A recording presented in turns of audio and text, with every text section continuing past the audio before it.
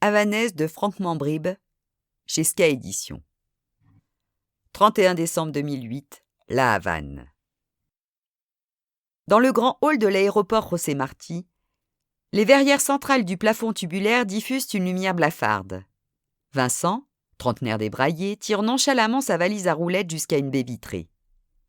La pluie diluvienne d'un orage tropical se déverse à jets continus, comme d'épaisses cordes translucides. Un fracas métallique en provenance du toit provoqué par l'averse accompagne ce spectacle. Le jeune Français, mal réveillé après un vol transatlantique, semble fasciné.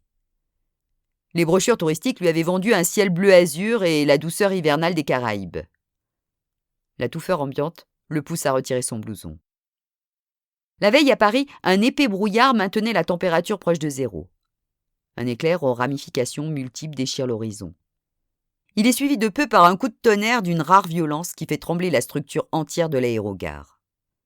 Vincent se tourne vers Hervé, son compagnon de voyage, qui déjà se dirige vers les guichets des compagnies de loueurs de voitures. L'homme, d'âge mûr, ne se laisse pas distraire par la première anomalie météorologique venue. Cuba et ses caprices. Il a déjà connu en d'autres temps. Vincent le rejoint sans conviction. Le décalage horaire le rend d'humeur maussade. Les formalités pour prendre possession de la berline coréenne s'éternisent à cause des coupures de courant qui obligent à relancer le système informatique. L'employé, au sourire imperturbable, paraît doté d'une patience à toute épreuve. La troisième tentative sera la bonne. Il leur tend enfin les clés et le carnet de bord tout en faisant une moue dubitative en direction du tarmac inondé. Il faudra attendre une accalmie avant de partir à l'assaut du long lézard vert.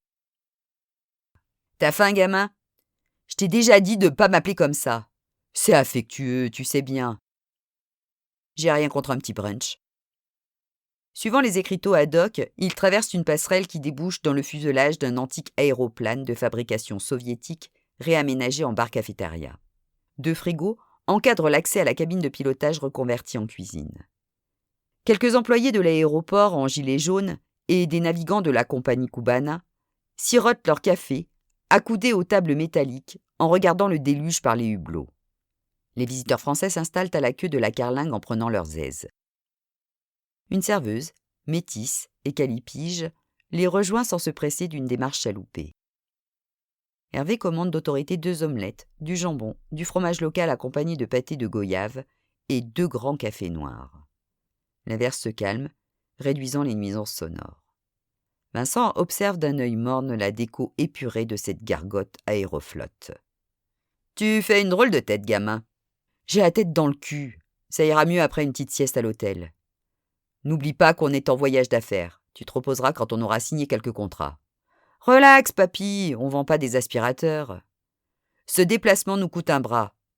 Va falloir être convaincant. On n'est sûrement pas les seuls sur le filon. » La serveuse plantureuse réapparaît à un grand plateau garni à bout de bras. Elle sert la commande et ajoute 2 petits verres remplis de rhum ambré. « Demain, Cuba fêtera le 50e anniversaire de la Révolution. Le chef a dit que la maison offre sa tournée à tous les visiteurs et étrangers, dit-elle sur un ton monocorde. Ça n'a pas l'air de beaucoup vous émouvoir, mademoiselle, remarqua Hervé en évaluant la robe caramel du breuvage. En 1959, ma propre mère était pas née. Alors bof, ça me fait une belle jambe toutes ces festivités qu'on va avoir. On aimerait bien que ça bouge ici, mais pas comme ça. Bienvenue à Cuba. Un demi-sourire aux lèvres, la jeune femme cale adroitement son plateau vide sous un bras, puis tourne les talons. Le cuisinier apparaît à la porte du cockpit, un torchon sur l'épaule. Il monte le son de la radio.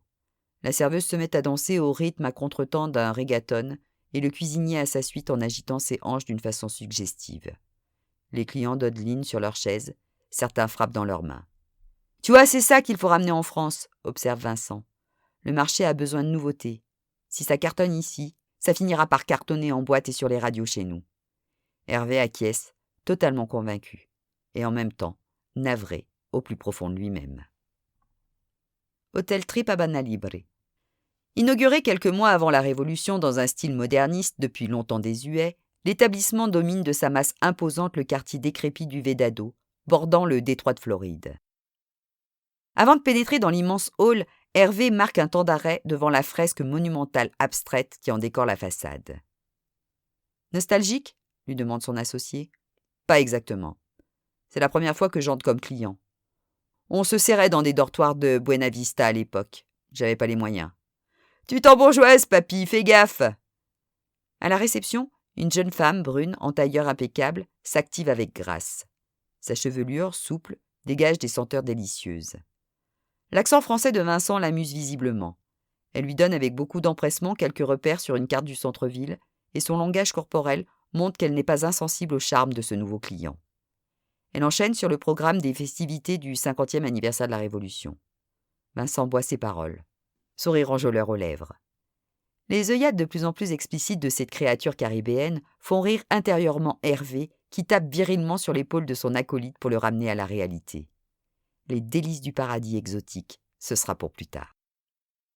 Au 25e étage, la chambre spacieuse située dans un angle dispose d'un balcon surplombant la ville, avec l'océan pour horizon. L'orage du matin, aussi violent que soudain, n'est plus qu'un souvenir. La couverture nuageuse s'effiloche à vue d'œil, laissant apparaître des portions de ciel pur. Vincent se débarrasse de sa valise et son blouson sur son lit. Attiré par le spectacle de ce ciel chaotique, il fait coulisser la baie vitrée.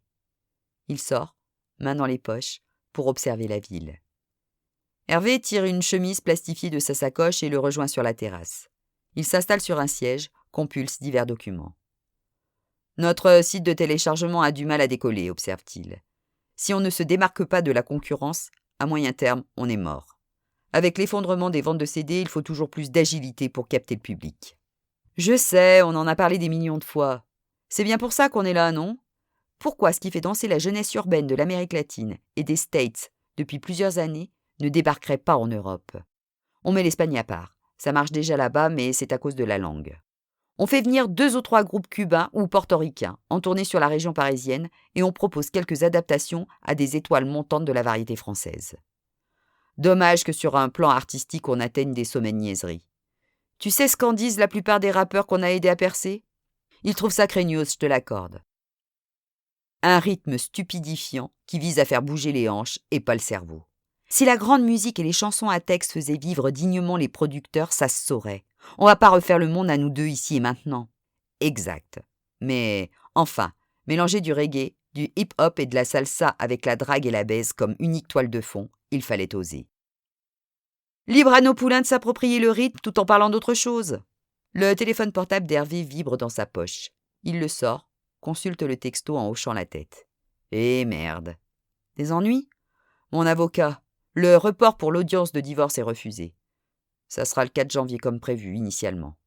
Elle m'aura emmerdée jusqu'au bout, celle-là. Je vais devoir changer mon billet retour. Encore des frais supplémentaires. Ça nous laisse à peine 3 jours. On a intérêt à se bouger. Tu voudras que je rentre avec toi ? Tu rigoles ? Profite, gamin. La vie est courte. Ok. En attendant, accorde-moi 1 heure de sieste. Vincent regagne la chambre et s'allonge tout habillé sur l'un des lits jumeaux, cueilli par un sommeil profond, en 1 minute à peine.